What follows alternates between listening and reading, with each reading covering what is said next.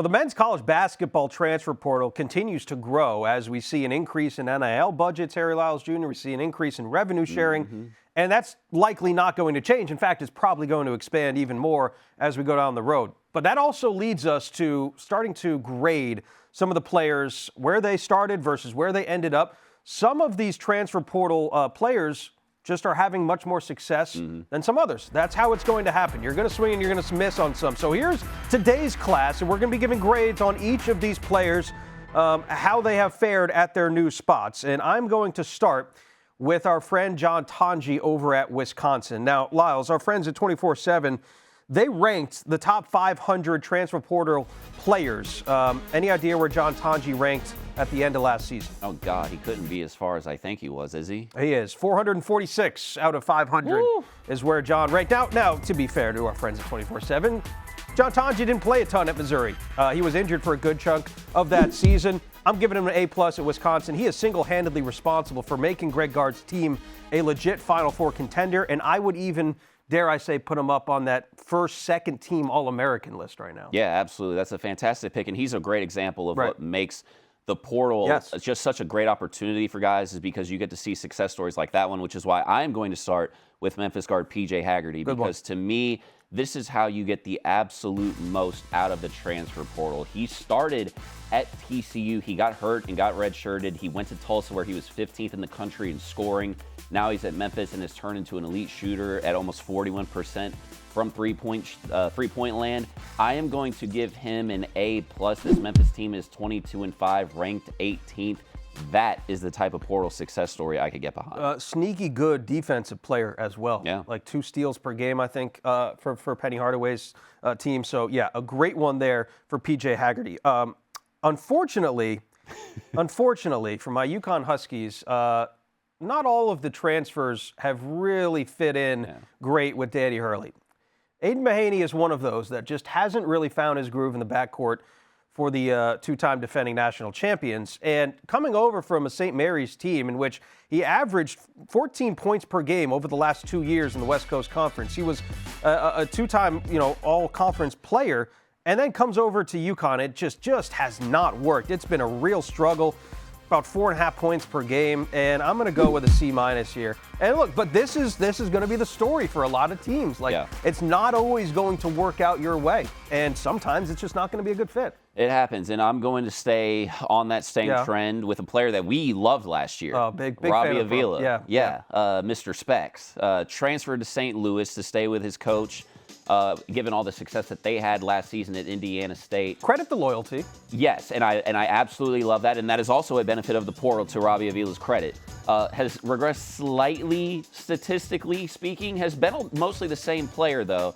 I think I would give this a higher grade had they been playing better basketball this season, or even if he had gone to a better opportunity, but we're going to go with a C. Okay.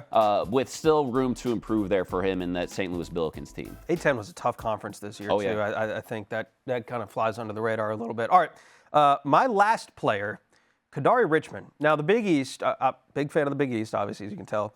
But what we are seeing from Kadary Richmond, while he might not be playing at the same level he was last year at Seton Hall, coming over to St. John's, he's that prototypical player that you can see him blocking three-point shots that Rick Pitino likes to have on his team. But he might not be that first team. All Big East players been banged up a good chunk of this year. An A- I think is respectable for Kadary Richmond, because as he gets healthy too, more towards the end of March, dangerous player. They say that if he develops a jump shot, he could be playing like on the Knicks right now. Yeah, 100%. And love what the Johnnies are doing, man. It's so good to see them back in action and Rick Pitino having success. Right.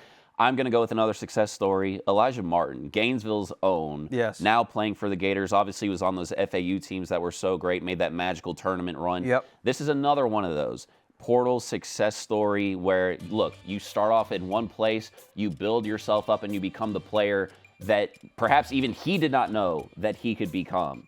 And so now obviously leading the Gators now to this SEC run. We'll see how far that they can take that. I am going to go with an A here. I just, again, love this story of him making the most of his opportunity and obviously going home as well. Florida Gators, another team that's kind of been slept on a little bit. I know they tripped up in the midweek against Georgia. But by and large, probably one of the best wins on the entire season, going to win at Auburn this year. So Elijah Martin, a big part of that. So as you can see, we will put up our final grades.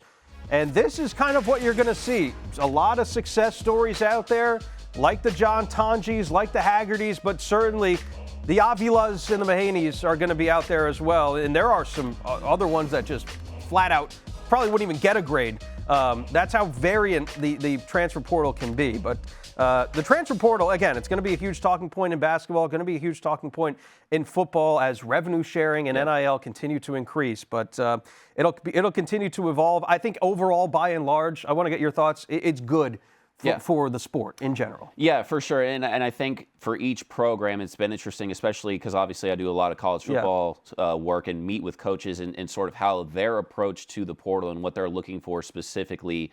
There's team building, there's culture, and then sometimes it's a money game for some guys. And so you see that all over the place.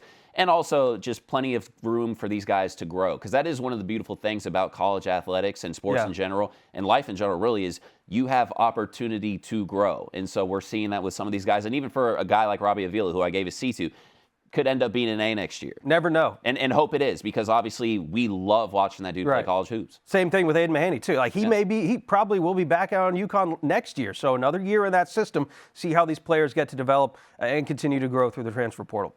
Lyles Jr., I'm Sam Ravech. Thanks for watching.